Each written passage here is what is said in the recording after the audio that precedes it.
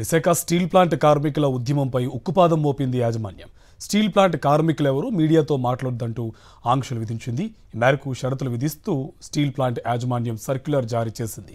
కేంద్ర రాష్ట్ర ప్రభుత్వాలు ఉద్యమాన్ని అణిచివేయాలని చూస్తున్నాయని, యాజమాన్యం బెదిరింపులకు భయపడే ప్రసక్తి లేదంటున్నారు కార్మికులు. నిన్న పవన్ను కలిసి వచ్చిన వెంటనే సర్క్యులర్ విడుదల చేశారు. విశాఖ స్టీల్ ప్లాంట్ కార్మికుల ఉద్యమంపై ఉక్కుపాదం మోపింది యాజమాన్యం. స్టీల్ ప్లాంట్ కార్మికులెవరూ మీడియాతో మాట్లాడొద్దంటూ ఆంక్షలు విధించింది. ఈ మేరకు షరతులు విధిస్తూ స్టీల్ ప్లాంట్ యాజమాన్యం సర్క్యులర్ జారీ చేసింది. కేంద్ర రాష్ట్ర ప్రభుత్వాలు ఉద్యమాన్ని అణిచివేయాలని చూస్తున్నాయని, యాజమాన్యం బెదిరింపులకు భయపడే ప్రసక్తి లేదంటున్నారు కార్మికులు. నిన్న పవన్ను కలిసి వచ్చిన వెంటనే సర్క్యులర్ విడుదల చేశారు. ఇదే అంశకు సంబంధించి పూర్తి సమాచారం మా కరెస్పాండెంట్ అనిల్ మనకి లైవ్లో డీటెయిల్స్ అందిస్తారు. అనిల్, విశాఖ స్టీల్ ప్లాంట్ కార్మికులు ఎవరూ కూడా మీడియాతో మాట్లాడొద్దు అని ఒక సర్క్యులర్ జారీ చేసింది. అది కూడా పవన్ని కలిసి వచ్చిన వెంటనే ఇదంతా జరగడం కాస్త విస్మయాన్ని వ్యక్తం చేసినట్టు కనిపిస్తుంది. డీటెయిల్స్ ఏంటి?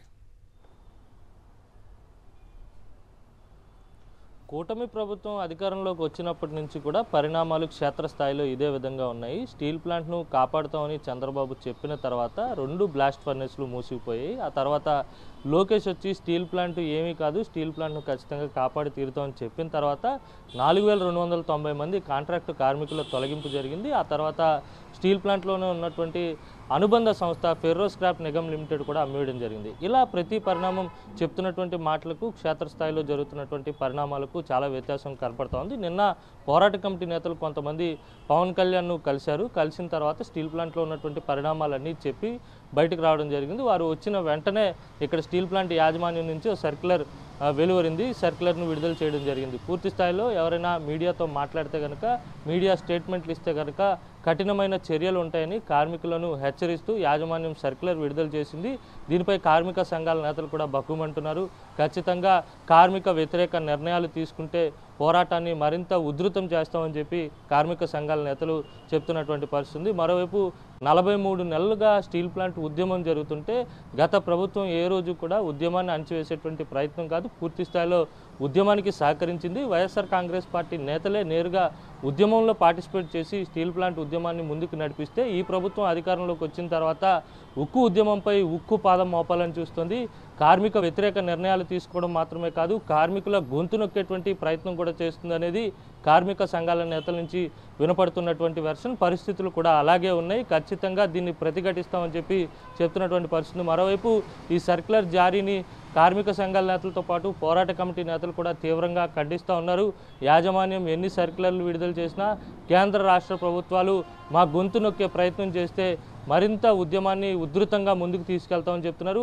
రేపు చంద్రబాబు ఢిల్లీలో నిర్మలా సీతారామన్ అలాగే ఉక్కు శాఖ మంత్రితో మాట్లాడబోతున్నారు. ఈరోజు ప్రధానమంత్రిని కలవబోతున్నారు కనుక ఖచ్చితంగా స్టీల్ ప్లాంట్కి సంబంధించినటువంటి అంశంలో సానుకూలమైనటువంటి నిర్ణయం తీసుకోవాలనేది వీరి ప్రధానమైనటువంటి డిమాండ్గా కనపడుతోంది. నిన్న పవన్ కళ్యాణ్ను కలిసి అన్నీ ఎక్స్ప్లెయిన్ చేశారు, కానీ ఫలితం ఏ మేరకు వస్తుంది అనేది కూడా ఇంకా డౌట్లోనే ఉన్నారు కార్మిక సంఘాల నేతలంతా కూడా. ఈ నేపథ్యంలోనే ఈ సర్క్యులర్ వెలువడడం కూడా పూర్తి స్థాయిలో వివాదాస్పదం అవుతుంది. కార్మిక సంఘాల నేతలంతా కూడా ఆగ్రహం వ్యక్తం చేస్తున్నారు. యాజమాన్యం ఇప్పటికే ఒక్కొక్కటిగా హెచ్ఆర్ఏ కావచ్చు, లేకపోతే ఇతరత్ర ఎలవెన్స్లన్నీ కోత వేయడంతో పాటు ఇలా పోరాటాన్ని కూడా అడ్డుకునే విధంగా నిర్ణయాలు చేస్తే మాత్రం ఊరుకునేది లేదని కార్మిక సంఘాల నేతలు స్పష్టం చేస్తున్నటువంటి పరిస్థితి. రేపటి నుంచి అంటే రేపు ఢిల్లీలో జరిగేటువంటి సమావేశంలో చంద్రబాబు సానుకూల నిర్ణయం తీసుకునే విధంగా కేంద్రంపై ఒత్తిడి తీసుకురాకపోతే 9వ తేదీ నుంచి పూర్తి స్థాయి రాష్ట్రవ్యాప్త ఉద్యమాలకు దిగుతామని ఇప్పటికే పోరాట కమిటీ నేతలు హెచ్చరించారు. ప్రభుత్వ కార్యకలాపాలను కూడా స్తంభింపచేస్తామని చెప్పి ఇప్పటికే హెచ్చరించినటువంటి నేపథ్యంలోనే చంద్రబాబు కీలక పాత్ర పోషించి కేంద్రంపై ఒత్తిడి తీసుకొచ్చి అవసరమైతే కేంద్రానికి ఇచ్చినటువంటి మద్దతును కూడా ఉపసంహరించుకుంటామని బెదిరించైనా కానీ స్టీల్ ప్లాంట్ను కాపాడాలనేది కార్మిక సంఘాలు చెప్తున్నటువంటి మాట. ఇలాంటి తరుణంలోనే అంటే పోరాటం ఉధృతంగా జరుగుతున్నటువంటి నేపథ్యంలోనే పోరాటాన్ని అణిచివేసేటువంటి విధంగా గతంలో కూడా ఎప్పుడు కేసులు పెట్టినటువంటి సందర్భాలు లేవు.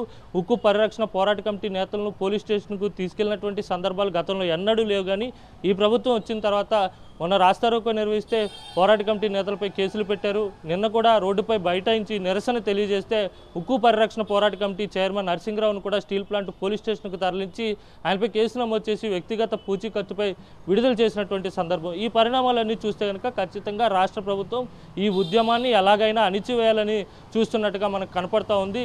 ఒకవైపు కార్మికులను బుజ్జగిస్తూనే కాపాడుతాం స్టీల్ ప్లాంట్ అని చెబుతూనే మరోవైపు క్షేత్రస్థాయిలో పరిణామాలు చర్యలు చాలా వేగంగా జరుగుతున్నటువంటి నేపథ్యంలోనే కార్మికుల్లో కూడా ఒక రకమైనటువంటి అనుమానం వ్యక్తమవుతుంది. వైజాగ్ స్టీల్ ప్లాంట్ను కాపాడడానికి రాష్ట్ర ప్రభుత్వం అసలు పని చేస్తుందా లేదా అనే అనుమానం కూడా కార్మికుల్లో వ్యక్తం అవుతున్నటువంటి పరిస్థితి మాత్రం స్పష్టంగా కనపడుతోంది. ఇలాంటి సర్క్యులర్లు ఎన్ని వచ్చినా ఎన్ని కేసులు పెట్టినా ఉద్యమాన్ని ఆపేది లేదని వీరంతా కూడా స్పష్టంగా చెప్తున్నారు. Karthik. Right, thank you Anil.